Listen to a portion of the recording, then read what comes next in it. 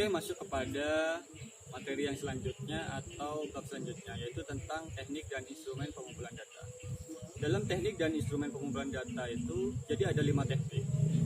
Yang pertama itu ada teknik observasi, yang kedua itu adalah teknik komunikasi yang menyangkut wawancara, angket atau kuesioner. Kemudian yang ketiga itu ada teknik pengukuran. Baru yang keempat itu ada teknik sosiometris. Kemudian yang kelima itu ada teknik dokumenter. Kita akan bahas satu persatu. Teknik observasi. Teknik observasi diartikan sebagai pengamatan dan pencatatan secara sistematis terhadap gejala yang tampak pada objek penelitian. Margono. Pengamatan dan pencatatan ini dilakukan terhadap objek di tempat terjadinya atau di tempat berlangsungnya peristiwa. Berdasarkan jenisnya, maka observasi dibagi menjadi 2 macam. Yang pertama, observasi langsung dan observasi tidak langsung. Bagaimana dengan observasi langsung? Observasi langsung yaitu adalah observasi yang dilakukan di mana observer berada bersama objek yang diteliti. Kemudian, yang dilakukan tidak pada saat berlangsungnya suatu peristiwa yang akan diteliti. Misalnya, dia dilakukan melalui film, rangkaian slide, atau foto. Cuman teknik ini ada keterbatasannya. Yang pertama itu ada keterbatasan dalam observasi itu, dia tergantung pada kemampuan pengamatan dan mengingat. Jadi kalau misalkan ada kelemahan dalam mengingat, maka teknik ini bukan menjadi pilihan utama. Kemudian kelemahannya dalam pencatatan. Terus yang kemudian itu, yang ketiga itu ada banyak kejadian atau keadaan di mana objek sulit diobservasi, terutama yang menyangkut pada kehidupan pribadi yang amat sangat rahasia. Sering ditemui juga observer yang bertingkah laku baik karena dia akan diobservasi. Nah, jadi kemudian ada lagi juga banyak gejala yang hanya dapat diamati dalam kondisi lingkungan tertentu, sehingga kalau terjadi gangguan yang tiba-tiba observasi tidak dapat dilakukan.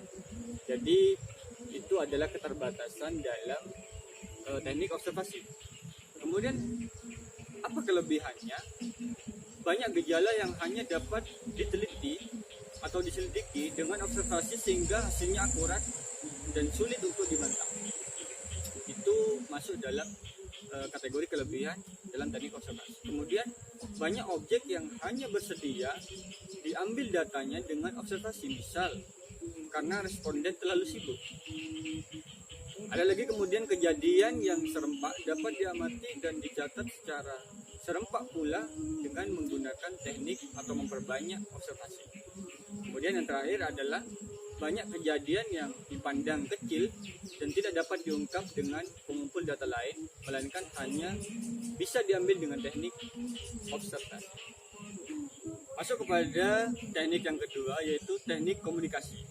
Nah, dalam teknik komunikasi ini dibedakan menjadi 2. Yang pertama itu ada teknik komunikasi langsung atau interview misalkan, atau wawancara misalkan. Yang kedua misalkan teknik komunikasi tidak langsung. Kita akan bahas satu-satu. Wawancara atau interview, yaitu suatu proses interaksi dari komunikasi verbal dengan tujuan untuk mendapatkan informasi penting yang diinginkan. Maka dia dikatakan atau merupakan alat pengumpul informasi dengan cara mengajukan pertanyaan secara lisan dan dijawab secara lisan pula melalui kontak langsung dengan tatap muka. Nah, jenis wawancaranya. Wawancara terstruktur, maka pertanyaan dan alternatif jawaban telah ditetapkan lebih dulu, maka jawabannya lebih mudah dikelompokkan dan dianalisis.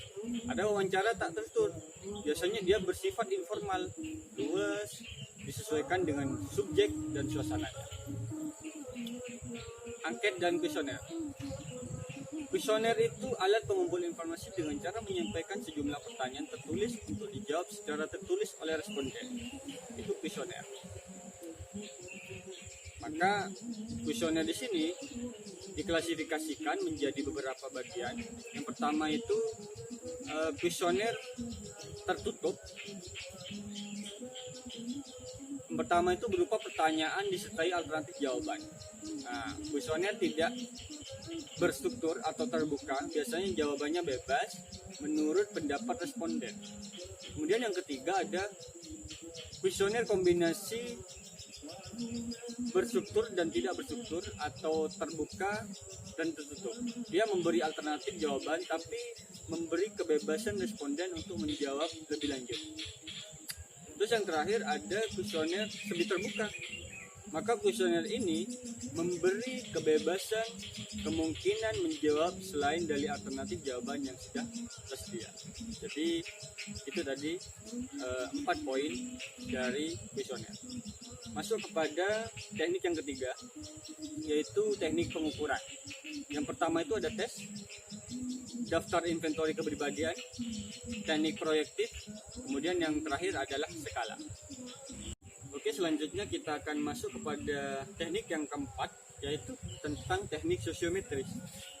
Biasanya dia dipakai untuk mempelajari organisasi kelompok-kelompok kecil. Prosedur dasarnya dapat berupa permintaan para anggota untuk mengurutkan teman pilihannya menurut kriteria tertentu. Dengan teknik ini akan diketahui kelompok populer, terkucil, dan klik-klikan. Kemudian masuk kepada teknik yang kelima, yaitu teknik dokumenter, yang mana cara mengumpulkan data melalui peningkatan tertulis seperti arsip, termasuk juga buku tentang teori, pendapat, dalil, dan hukum. Merupakan alat pengumpul data utama pada penelitian kualitatif. Karena apa? Karena pembuktian hipotesisnya diajukan secara logis dan rasional melalui pendapat dan teori. Jadi itu adalah teknik dokumenter. Masuk kepada instrumen penelitian, yaitu tentang bab selanjutnya.